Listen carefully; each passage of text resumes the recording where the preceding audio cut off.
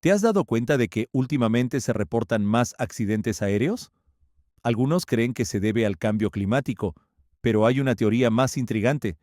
El espacio aéreo está más saturado que nunca, y con la tecnología 5G expandiéndose rápidamente, las señales podrían estar interfiriendo con los sistemas de navegación de los aviones.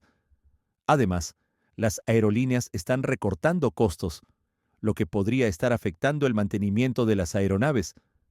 Todo esto crea un cóctel perfecto de riesgos en los cielos. ¿Coincidencia o algo más está pasando?